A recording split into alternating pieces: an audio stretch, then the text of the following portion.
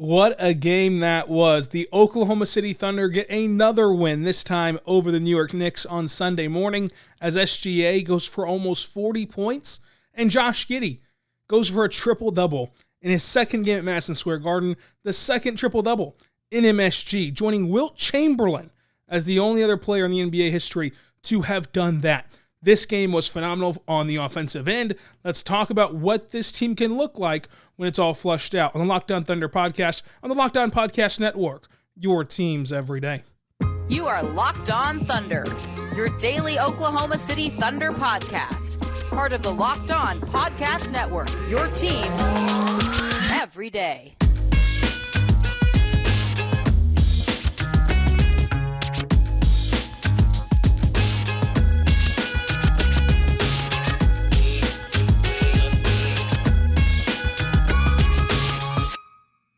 Let's get it going on the Locked On Thunder podcast, on the Locked On Podcast Network, your teams every day. I am your host, media member and editor-in-chief over at thunderousintentions.com, Rylan Stiles. You can follow me on Twitter at Rylan_Stiles. Follow the show on Twitter at LOThunderPod. Email the show, LOThunderPod@gmail.com. On today's show, Josh Giddey drops a triple-double in Madison Square Garden again. SGA almost has 40 points, and the Thunder roll the Knicks, and all around, a lot of optimism around OKC after that game. Today's episode is brought to you by LinkedIn. LinkedIn Jobs helps you find the qualified candidates you want to talk to faster. Post your job for free at linkedin.com/LockedOnNBA. I want to thank you so much for making Locked On Thunder your first listen every single morning, every single day. We're here for you, talking Thunder basketball. For your next listen, go check out the Locked On Today podcast and subscribe for free across all podcasting platforms, including on YouTube. It's all free, so subscribe. We're going to start today the way we always do with our game overview. The Thunder, of course, without Chet Holmgren for the entire season. Darius Bazley missed this game again. Bazley has that ankle injury. Ousmane Dieng was out. Eugene Marui was out. Jay Will and Lindy Waters are both there, but DNP CDs. And Mitchell Robinson for the Knicks was out. The Thunder starters, SGA, Josh Giddey, Lou Dort, Poku, and JRE. The five most minute getters were SGA, Josh Giddey, JRE, Lou Dort, and Aaron Wiggins. Trey Mann left this game with back tightness and back soreness. They play again tomorrow in Boston, so monitor that very closely. And tomorrow, the Blue also play the Ignite, which is going to be a look at Scoot Henderson in Bricktown. So if you are in OKC, head on over to Paycom Center and watch Scoot Henderson live and in person. The biggest thing from this game was the SGA-Josh Giddey duo, and was watching that pairing offensively. Let's start with SGA, who dropped 37 points, including a 21-point third quarter. Whenever you watch SGA, it's just a constant reminder of how frustrating it has to be to have to defend SGA. Like, could you imagine if your job was to show up and guard SGA? I mean, go play 2K, and play against SGA in 2K. Like, he can just do unseemly things at the rim that you just cannot defend, and it's like that in real life. Like, it is crazy these rim finishes and the way that he can contort his body and slow down time and use his body, as a shield from him to the rim to not get blocked. Use that length to get through defenses and just absorb contact and finish at the rim. 37 points in this one, a 21-point quarter, 5 rebounds, 8 assists, 3 steals, 2 blocks. He went 2 for 3 from three-point land, 59% from the floor, some fantastic passes as well. He's top 15 in the NBA in blocks per game, and he's a guard. As a top 15 blocks per game member, he's a guard. 9 for 10 from the free throw line. And in this game, you really saw what he can do as an overall player. It's important to know just how little that the Thunder have had Shai and Giddy available. They have not played that many games together. They have not played that many possessions together. They have not played that many minutes together. Whatever increment of time you want to use, it's not been enough. It's not been enough at all to make any sort of assumptions or any sort of judgment. And so when things look clunky, people want to race out to, oh my gosh, can SGA and Josh Giddey work? These things take time. These things are going to have ups and they're going to have downs. And I used the example of Jason Tatum and Jaylen Brown. I mean, last year at this time, right around Thanksgiving, right around Christmas, there were debates if Jason Tatum and Jaylen Brown can work out. And then the Celtics had a fantastic second half of the season, went to the NBA Finals, and now they're cooking. And that was after the Celtics had playoff success with those two guys and had been in the league 4, 5, 6 years together. This is all brand new for the Thunder and SGA and Josh Giddey. They hardly got to play a lot together last year. And what you saw tonight was how they can thrive together.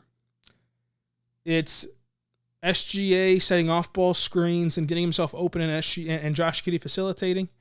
It is Josh Giddey hitting some of his threes in this one. Only missed one, and that was a heat check, kind of fake, ball fake, steps back, heat check three that he took. Other than that, though, really good. And it was the team around him knocking down shots. Now, the team around them are not going to shoot 60% from three every single night, not even close to it. But they have to be better than they've been so far this season.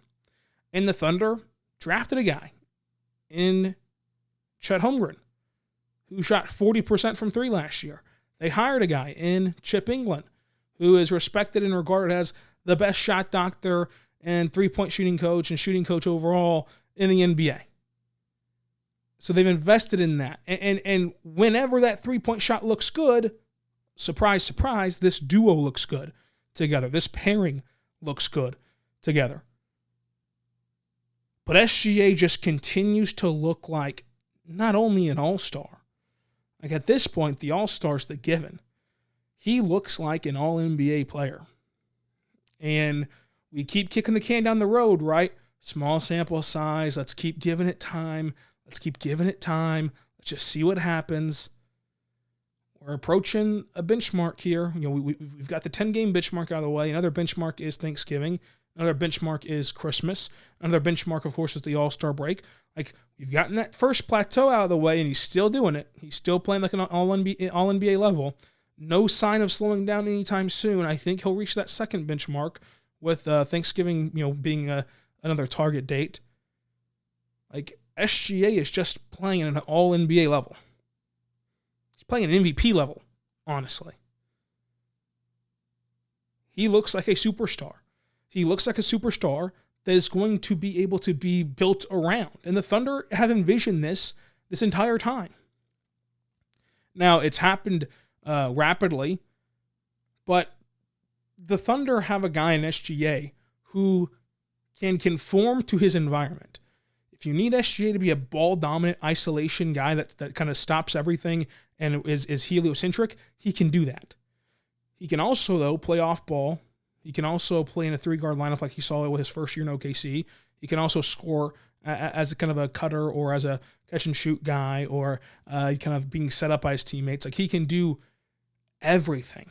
And now you've also got him playing defense at a very crucial level.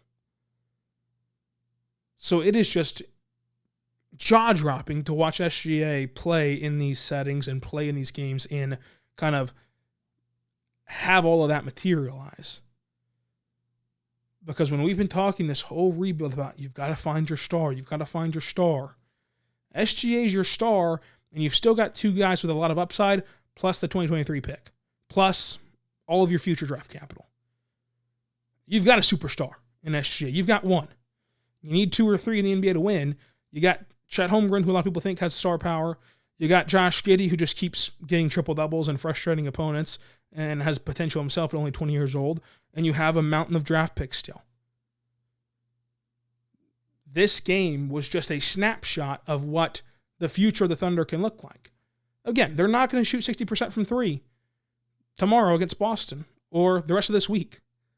But with three-point improvement to above league average and to higher watermarks than they're at right now, then that makes the job of Josh Giddey and SGA so much easier and allows them to coexist so much better. And that's why you've seen the Thunder invest in three-point shooting over this last summer. They'll continue to do that this upcoming summer. And they know, I believe they know, that this is their pathway to winning. Your pathway to winning is by going to LinkedIn. This podcast is brought to you by LinkedIn Jobs, folks. LinkedIn Jobs is incredible. You need to try them out today. These days, every new potential hire can really feel like a high-stakes game and a wager for your small business. You want to be 100% certain that you have access to the best qualified candidates available. That's why you have to check out LinkedIn Jobs. LinkedIn Jobs helps you find the right people for your team faster and for free. Check it out today, and then post your job using the hashtag #We'reHiringFrame on your LinkedIn profile to spread awareness and spread the word that you're hiring.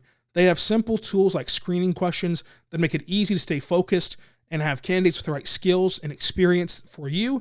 That way you can quickly prioritize who you'd like to interview and then, of course, who you'd like to hire. That's why small businesses rate LinkedIn #1 on delivering qualified hires versus the leading competitors. Go to LinkedIn Jobs. They help you find qualified employees faster that you want to talk to right now.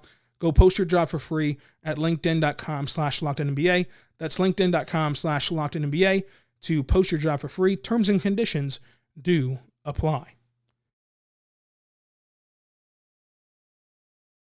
We are back on the Locked On Thunder podcast, on the Locked On Podcast Network, your teams every day. I am your host, Rylan Stiles. You can follow me on Twitter at Rylan_Stiles. Follow the show on Twitter at LOThunderPod. Email the show, LOThunderPod@gmail.com. On today's show, brought to you by LinkedIn, we're diving into this fun game against the Knicks. Be sure you subscribe for free across all podcasting platforms. Thank you so much for making us your first listen.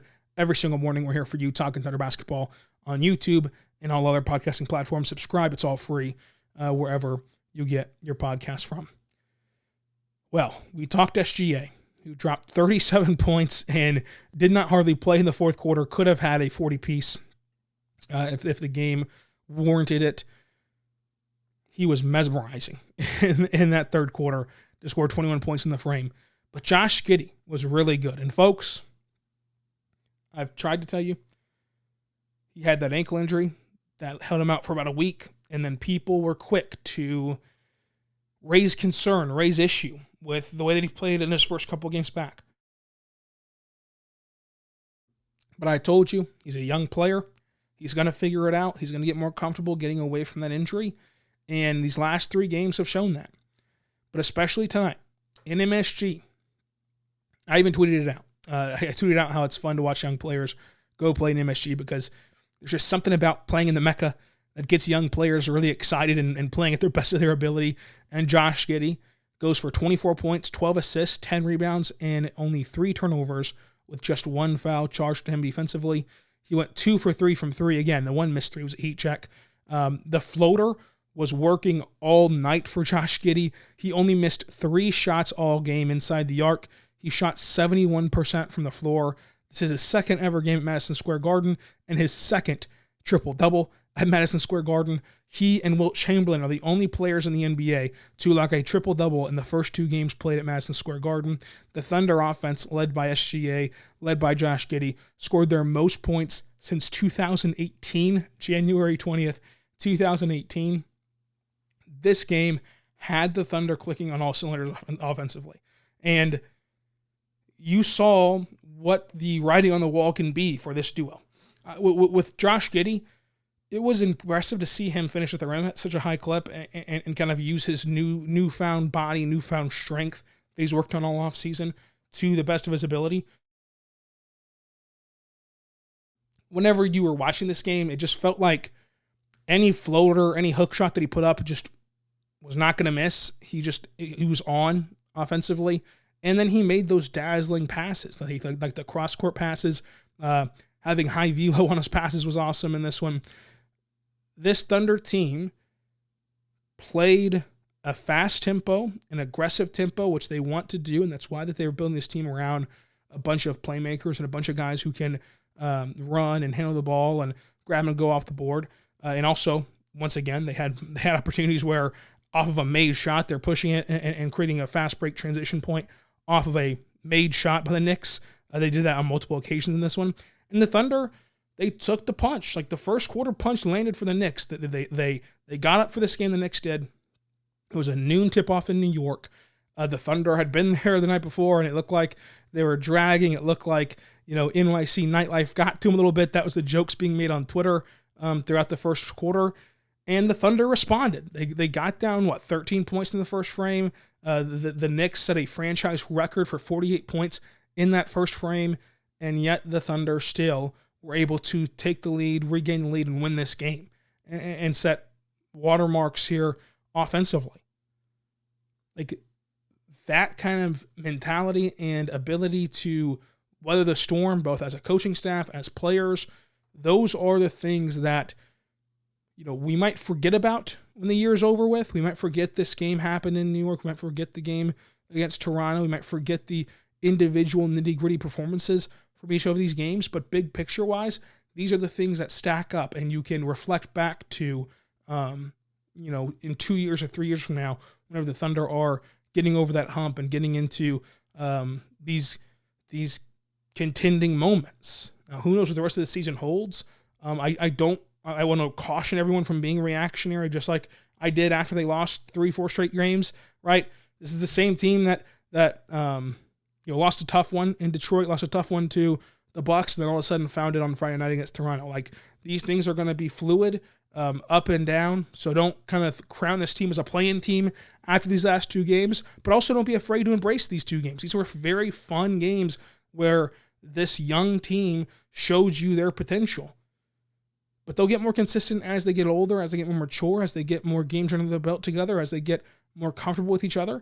This is a big game Monday against the Celtics. How do they react to playing a noon game in New York, going on the road for the second leg of a back-to-back, playing in another garden, the TD Garden in Boston? Maybe Josh Giddey just loves playing in gardens. Maybe what we should do is we should rename the Paycom Center to the Paycom Garden, and Josh Giddey will just light it up and have Wilt Chamberlain numbers each and every night. Who knows? But it'll be fun to watch this team play. But I think that the bigger thing here is just looking at the way that Josh Giddey and SGA played together, and why I've been stressing the three-point shot, and why I've been stressing, hey, let's not worry about what this pair can be, because this pair can look really good this year or really bad this year. Like, let's just say, for example, that this duo looks incredible for the rest of the season. However many games are left, 70, 68, 69 games left, whatever it is.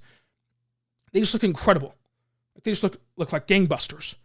Well, that is going to change come opening night next year when you're adding in another element of Chet Holmgren, and you're adding in another talented 2023 pick.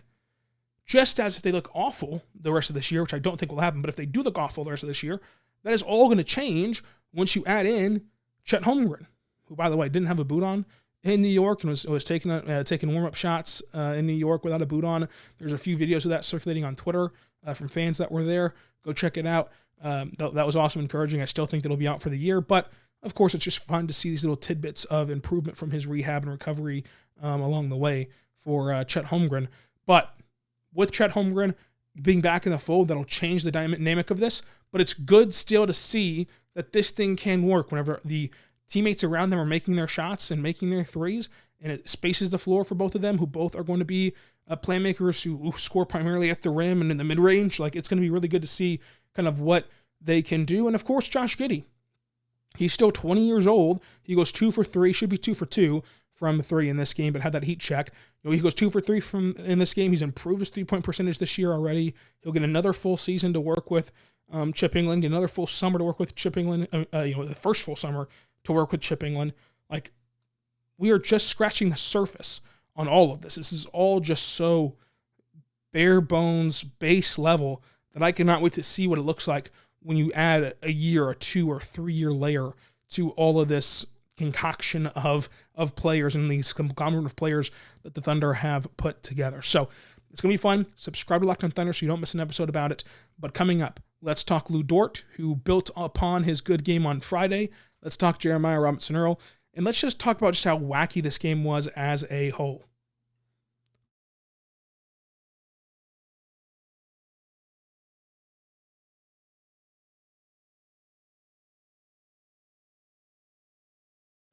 Today's show is brought to you by BetOnline, folks. BetOnline is incredible.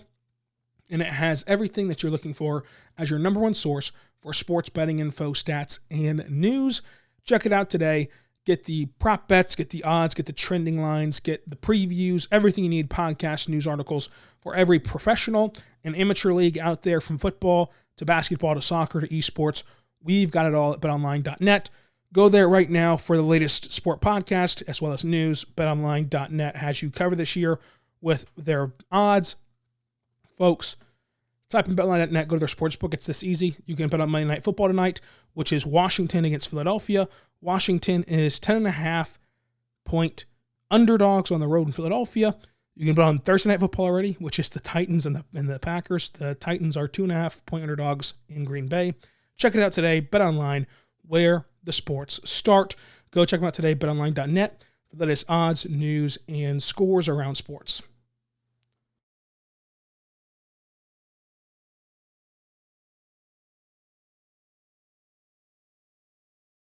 We are back on the Locked On Thunder podcast, on the Locked On Podcast Network, your teams every day. I am your host, Ryland Stiles. You can follow me on Twitter at Ryland_Stiles. Follow the show on Twitter at LOThunderPod. Email the show, LOThunderPod@gmail.com.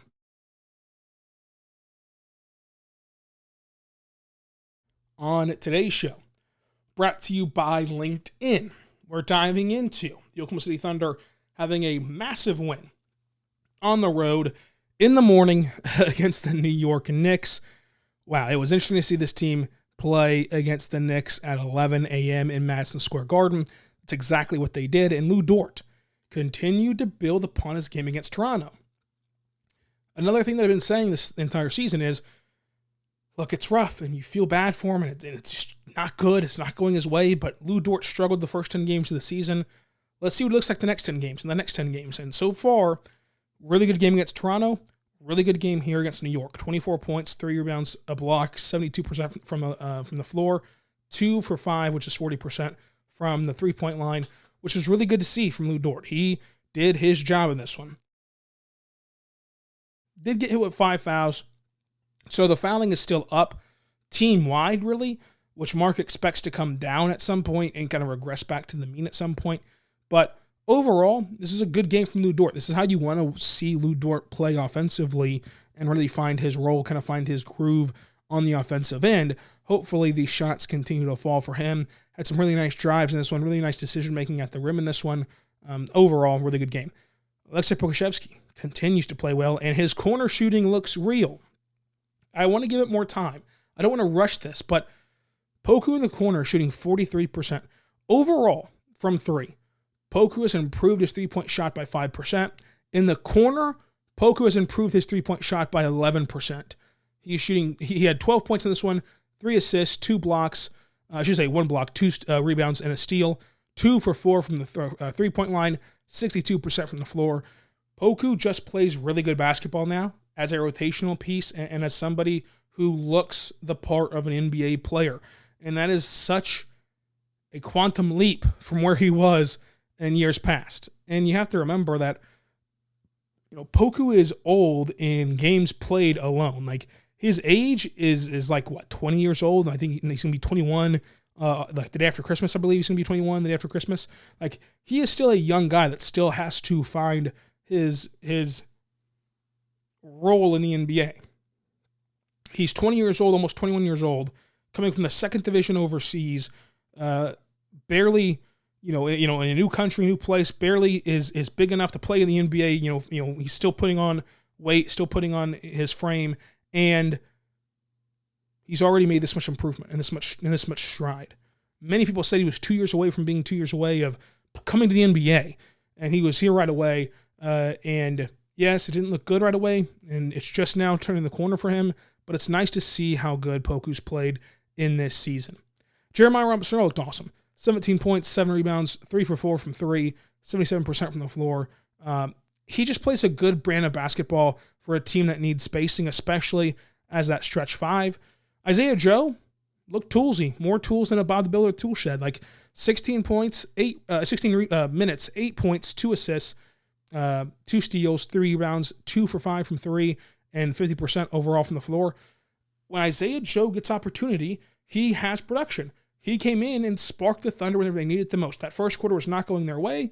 The first quarter looked like it was slipping away from the Thunder. Mark puts in Isaiah Joe. Isaiah Joe gives you almost 17 quality minutes of action throughout this game, specifically in the first and the start of the second quarter. Isaiah Joe was awesome. So I'm interested to see kind of how this starts to take shape over the next few games, especially tomorrow, whenever it's an all-hands-on-deck game. You're going to have to go deep into your rotation, which Mark is no stranger to doing, to kind of patchwork your way through a second game in as many nights, and this time against Boston, kind of how that looks for OKC. Now, J-Dub, just really good in transition. He had 8 points, played really good defense, but the highlight to me was how good he is as a transition offensive threat, and that showed up in this game. The Thunder win this game 145-135. The Thunder had 5 in double figures. The Knicks had 6 in double figures. OKC once led by 19 points. The Knicks once led by 13. There was only one lead change this entire game, but 3 times this game was tied. OKC won the rebounding battle by 2, but uncharacteristically again, the Thunder lost the turnover battle. The Thunder had 19 turnovers. The Knicks had 13. The Thunder lost points in the paint 74-66. The Thunder lost second chance points 17-7. And the Thunder tied in fast break category 14-14. Here's the big kicker.